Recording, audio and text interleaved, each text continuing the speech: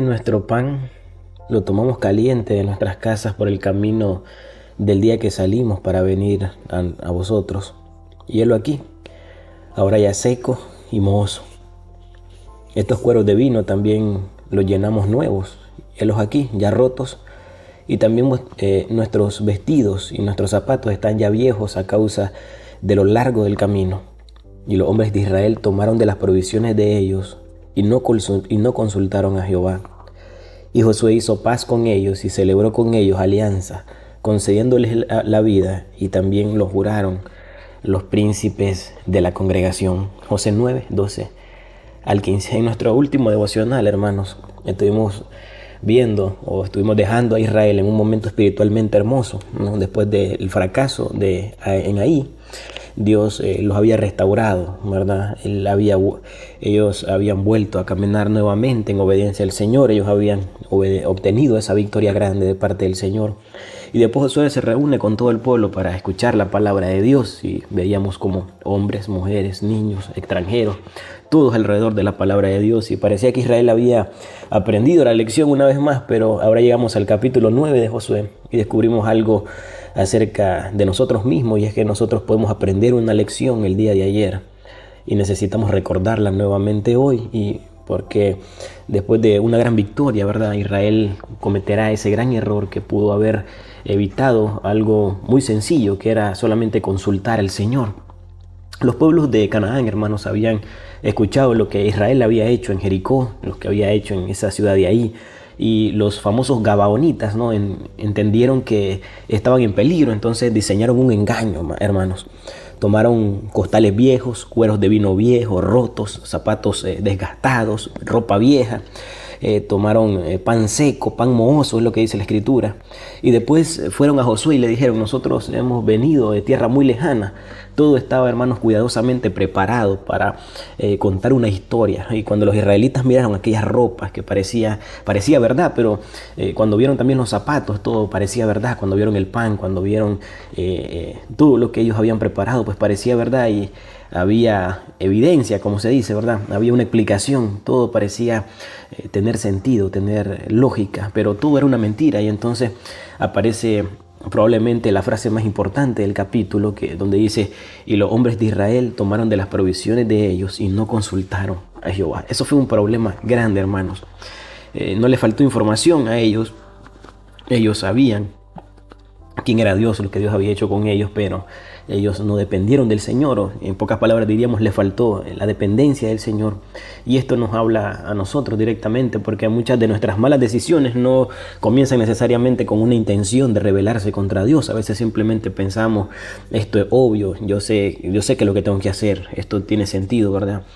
Ya tengo suficiente experiencia, podemos decir nosotros, todo parece estar bien, y avanzamos, ¿no? Y Israel había enfrentado ese Jordán, ¿se acuerdan? Y había conquistado esas dos ciudades, Jericó y Ahí, y ahora tenían experiencia. Pero la experiencia nunca debe, hermanos, sustituir la dependencia, la provisión en nuestro Dios. Hay decisiones que parecen ser sencillas, y es precisamente por eso que casi nosotros no oramos por esas decisiones que parecen ser sencillas. Pero cuando estamos desesperados es cuando nosotros oramos, ¿no? Muchas veces cuando no sabemos qué hacer es cuando oramos cuando el problema parece que es imposible. Pero cuando pensamos que todo está bajo control, simplemente decidimos y olvidamos consultar al Señor en oración. Y en ese capítulo 9 de Josué se nos recuerda, hermanos, que necesitamos a Dios no solamente en las decisiones importantes, sino también para aquellas que parecen ser evidentes, ¿no? Aquellas decisiones que parecen ser pequeñas. Pero ahora bien, ¿qué significa para nosotros consultar a Dios? No significa, obviamente, esperar una voz audible cada vez que tengamos que tomar una decisión, ¿no? Tampoco significa abrir la Biblia al azar y seleccionar con el dedo esperando que caiga un versículo, ¿no? Casi si nos diga qué automóvil tenemos que comprar, o dónde tenemos que trabajar, o qué decisión específica tenemos que tomar.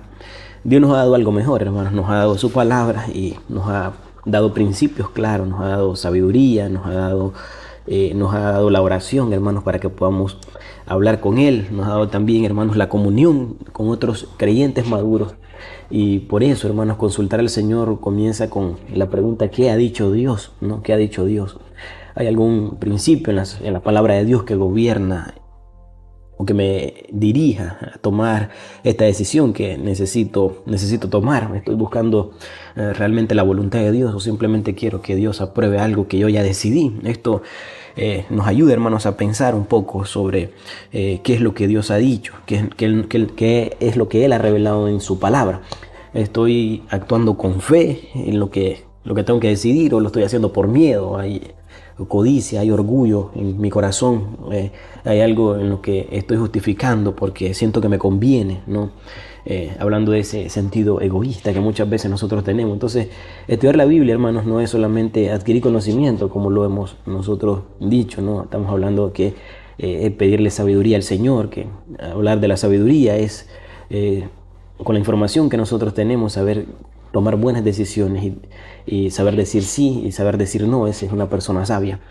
Entonces, por eso necesitamos nosotros, hermanos, la palabra de Dios cada día. No sabemos qué decisiones tendremos que tomar el día de mañana, pero podemos estar formándonos hoy, sí, con una mente que gobierna, que sea gobernada, por la palabra de Dios.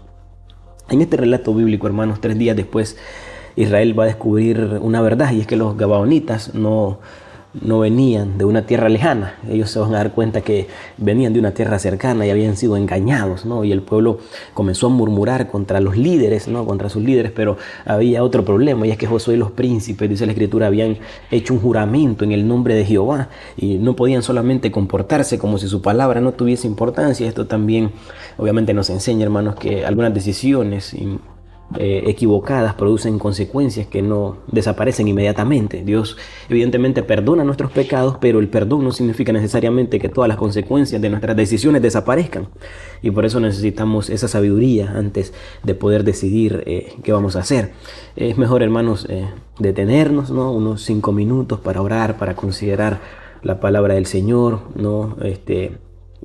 Considerar la palabra, hermanos, que pasar quizás meses intentando reparar una decisión que hemos tomado precipitadamente. Pero hay algo hermoso escondido dentro de este capítulo también, hermanos, porque los gabaonitas comenzaron mediante el engaño, y nosotros vemos que más adelante, sin embargo, ellos terminaron viviendo en medio de Israel y vinculados al servicio de la casa de Dios. El versículo 27 nos dice que fueron puestos como leñadores y aguadores para la congregación y para el altar del Señor, para el altar de Jehová.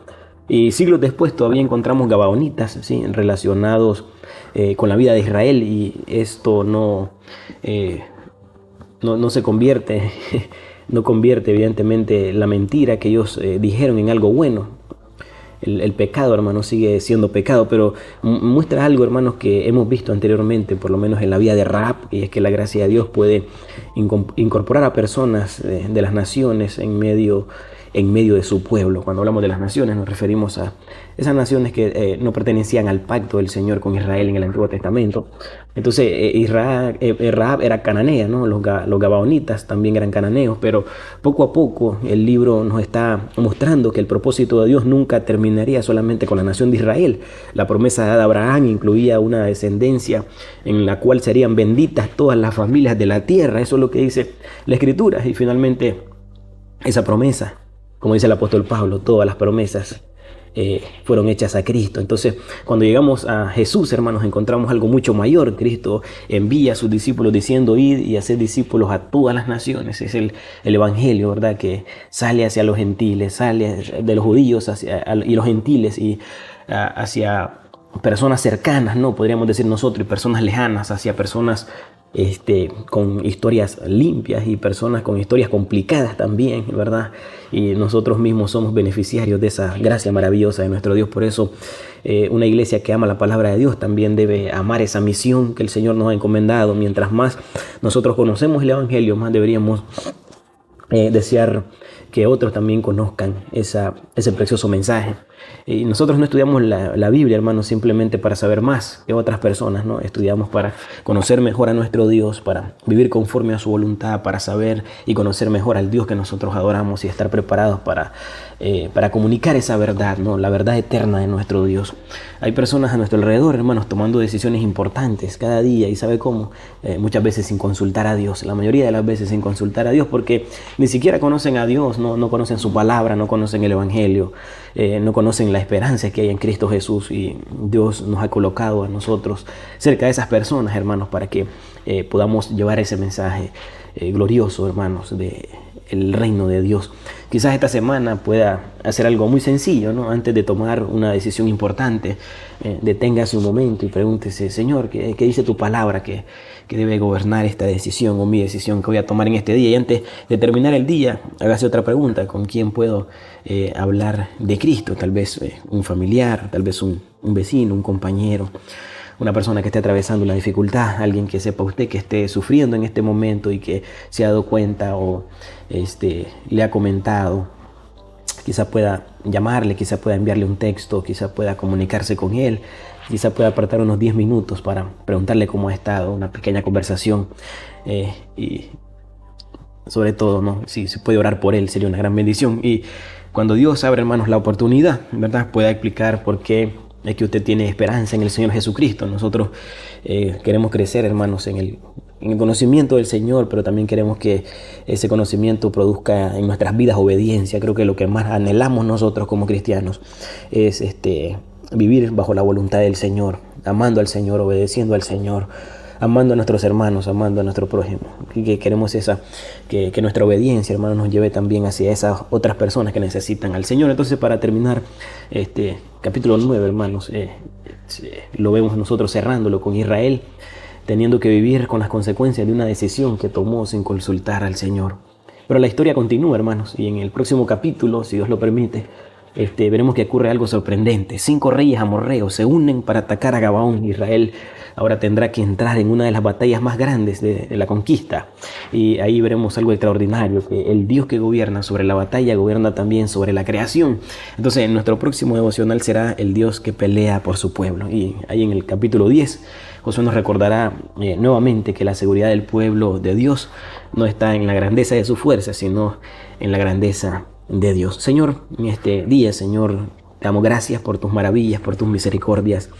Gracias, Señor, porque reconocemos también que muchas veces somos rápidos para decidir y somos lentos, Señor, para buscarte, Señor. En esta mañana, Señor, en este día te pedimos perdón por las ocasiones por las que hemos confiado demasiado en nuestras experiencias, Señor, en nuestras emociones, Señor, y en nuestra propia manera de ver las cosas.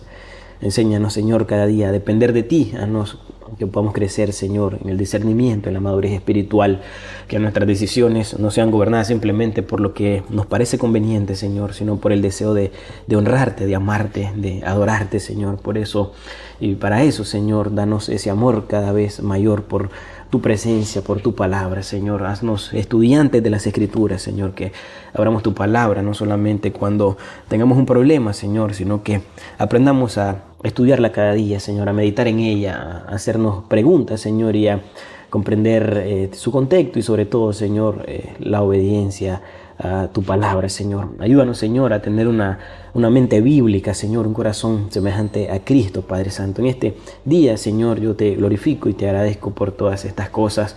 Bendice a mis hermanos, Señor, que sus trabajos, Señor, y sus responsabilidades cotidianas, que tu gracia, Señor, les cubra, les alcance, Señor. Sana a los hermanos que tengan dolencias, Señor, enfermedades, Padre Santo, que estén sufriendo, Señor, por alguna situación de salud, Padre Santo. Yo te pido que tú fortalezcas cada vida y cada corazón en el nombre de nuestro Señor Jesucristo. Te damos gracias, Padre. Amén y amén. Gloria a Dios.